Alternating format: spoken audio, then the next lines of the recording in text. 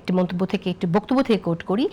জামাতের আমির বলেছেন যে ইসলামী কল্যাণ রাষ্ট্র প্রতিষ্ঠার আন্দোলনে দেশবাসীকে শরিক হওয়ার আহ্বান জানিয়েছেন তিনি, এবং মাওলানা মতিউর রহমান নিজামীর আদর্শ অসমাপ্ত কাজ বাস্তবায়ন ও বাংলাদেশকে একটি ইসলামী কল্যাণ রাষ্ট্রের প্রতিষ্ঠার লক্ষ্যে তিনি আন্দোলনে শরিক হওয়ার জন্য দেশবাসীর প্রতি আহ্বান জানিয়েছেন। এটা কি আপনার কাছে কতটুকু আসলে সাংবিধানিক এবং উদার গণতান্ত্রিক রাজনীতি? এটা তো সংবিধানের সাথে কোনো সাংঘর্ষিক কিছু দেখি না। আচ্ছা, আমি আপনাকে একটা প্রশ্ন করি। আচ্ছা, আপনি তার কাছে কি বক্তব্য প্রত্যাশা করেন? একটা দল ইসলামী রাজনীতি করে, আমি উত্তরটাই দিচ্ছি না, আমি উত্তরটা দিচ্ছি, শুনেন।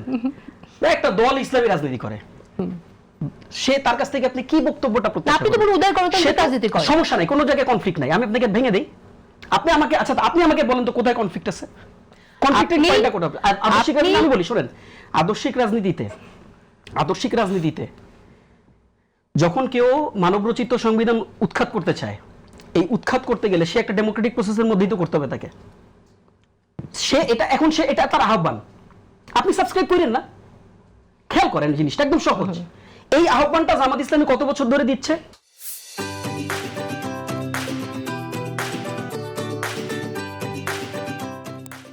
47-এর পর থেকে জামাত রাজনীতি করতেছে। পরিবর্তন কোথায় হলো? আপনি পরিবর্তন হয়েছে, সেটা তার নিজের দলীয় পলিসিতে পরিবর্তন করবেন, আপনার জন্য করবে সেটা। আপনি তো বলেছেন পরিবর্তিত হয়েছে। আমি বারবার না, ভুল করছেন। সেই জামাত এই জামাত এক না, ভুল করছেন। স্পিকারের মন্তব্য নিয়ে ভুল করছেন আপনি। দুইটা ফরমেশনকে, একটা হচ্ছে পদ্ধতিগত বিষয় যেটা ডেমোক্রেসি, এটা একটা পদ্ধতিগত বিষয়, একটা রাষ্ট্র পরিচালনার সিস্টেম, আর আরেকটা হচ্ছে আদর্শ। বুঝেন ভালো করে বিষয়টা। একটা আদর্শ স্ট্যাটিক থেকেও আপনি ডেমোক্রেটিক সিস্টেম এগ্রি করতে পারেন, কোনো সমস্যা নাই। দুইটা দুই রকম জায়গা। এখন সে ডেমোক্রেটিক সিস্টেমকে এগ্রি করছে, ভালো করে বুঝি, সে ডেমোক্রেটিক সিস্টেমকে এগ্রি করছে। সে ভোট করবে, ভোটের মাধ্যমে নির্বাচিত হবে, ভোটের মাধ্যমে সংসদে যাবে, এবং সংসদে গিয়ে সে শরিয়া আইনের কথা বলবে। আপনি পরবর্তীবার সাবস্ক্রাইব করেন না তার রাজনীতিকে, আপনি পরবর্তীবার তাকে ভোট দিয়েন না, তাকে সংসদে পাঠায়েন না, সে যাবে না। 47 থেকে সাধারণ মানুষের কাছে যখন ভোট নিয়েছে, আমি শেষ করতে দেন, দেখেন কনক্লুশন করতে না দিলে অপরিষ্কার থেকে যাবে। 47 থেকে 47 থেকে জামাত ইসলামী রাজনীতি করে না? আচ্ছা, বাংলাদেশের মানুষ তাদেরকে সাবস্ক্রাইব করছে? করে নাই তো। কিন্তু তারা কি এই যে মানব রচিত সংবিধান বাতিল করতে হবে, আল্লাহর আইন প্রতিষ্ঠা করতে হবে, এই কথাগুলো বলা ওই সময় থেকে বলে, তারা বলে না?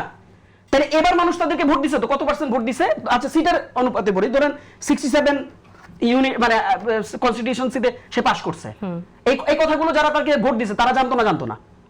জানতো না? সবাই জানতো না? অবশ্যই সবাই জানতো। সবাই জানতো। Don't disagree. না, বাট সমস্যা নাই আমার। সবাই জানতো। আপনি আমার সাথে যদি ডিবেট করেন, আমাকে আলোচনা করতে দিবেন না? শেষ করি, কনক্লুশনটা নেই। আপনি তো একটা কথা বলেই যাচ্ছেন, আপনাকে প্রশ্ন করে দিতে হবে আমাকে। আপনি যে বলছেন এখানে কথাটা যে না, পার্টিকুলার প্রশ্ন আমি করছি। আপনি বলছেন যে মানুষ জানতো। হ্যাঁ, মানুষ আসলে সবাই স্পষ্ট না জামাতের রাজনীতির ব্যাপারে। কারণ হচ্ছে যে জামাত এক সময় বলছে তারা গণতান্ত্রিক রাজনীতি করে, মানুষ জানে না ইসলামী রাজনীতি করে, কিন্তু আবার আপনার টকশোতেই কিন্তু আপনারা বলছেন, আপনাদের টকশোতেই আপনারা অসংখ্যবার আলোচনা করছেন যে তারা ইসলামের নামে, তারা শরিয়া আইন কায়েম করার নামে, আল্লাহর আইন প্রতিষ্ঠা করার নামে মানুষের কাছ থেকে ভোট নিচ্ছে। তারা জানতো না কিভাবে? না, আমরা আলোচনা করেছি, কিন্তু জামাতের নেতারা তো এটা এগ্রি করেনি সব সময়। তারা তো এক এক সময় এক একটা কথা বলেছে, এটা কি আপনি জানেন না? কোন কথা বলেন তো? যেমন ধরেন, আমরা এমন কথা শুনেছি যে জামাত ইসলামী ভোট দিলে জান্নাতে যাওয়া যাবে, সেটা আমরা শুনেছি। আমরা কোরআনের আইন প্রণীত করার জন্য জামাতকে ভোট দিতে হবে, সেরকম কথা শুনেছি। আবার যখন আমরা বিদেশিদের সাথে ইন্টারভিউ হয়েছে, তখন আমরা একদম অফিশিয়ালি জামাতের সিনিয়র নেতা আমিরকে বলতে শুনেছি যে না, জামাত গণতান্ত্রিকভাবে দেশ পরিচালনা করতে চায়। আমি একটা সহজ উত্তর, আপনি এই উত্তরটাই দিয়েছি। হয়েছে কি, আমি একদম পরিষ্কার উত্তর দিয়েছি, আপনাকে উত্তরটা নিচ্ছেন না। উত্তরটা কি দেখেন, এই যে কথাগুলো বলছে না, এটা তো আমি জানি, জনগণের মানুষ জানে। সমস্যাটা কি জানেন? সমস্যাটা হচ্ছে জনগণ যদি তাকে প্রত্যাখ্যান করে ভোটের মাধ্যমে, তাহলে তার আদর্শকে সে এগ্রি করতেছে না, দ্যাটস ইট। আপনি মানে কেন এটা তো কমপ্লেক্স ডিসকাশন না, মানে আপনি কেন এটাকে এত কমপ্লেক্স ভাবে ভাবছেন আমি জানি না। আপনি খুব কমপ্লিকেটেড ভাবে নিয়ে নিয়েছেন। আমি একদম ইজি করি, আমি যে দুইটা কথা বলছি এটাই ফ্যাক্ট। সেটা হচ্ছে যে ডেমোক্রেসি একটা সিস্টেম, এটা কোনো আইডিওলজি না। Not my word. Okay, ঠিক আছে, আমরা বুঝে গেছি। জামাতের ইসলামী রাজনীতি একটা আদর্শ। জামাত ডেমোক্রেটিক সিস্টেমকে এগ্রি করছে, তার আদর্শিক মেসেজ মানুষের কাছে দিচ্ছে, ভোটের জন্য মানুষের কাছে যাচ্ছে। মানুষ যদি তাকে ভোটের জন্য এগ্রি করে, সে সংসদে যাবে।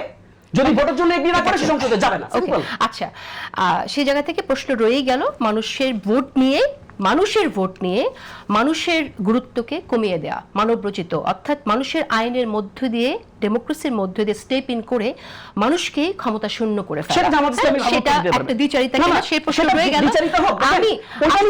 আমি জাস্ট লাস্ট লাইনটা বলি, ওইটা নিয়ে জামাত ইসলামের একজন রিপ্রেজেন্টেশনের আপনি বিস্তর আলোচনা করেন, আমি ওই পুরো আলোচনাটা শুনতে চাই, আরাম করে শিখতেও চাই।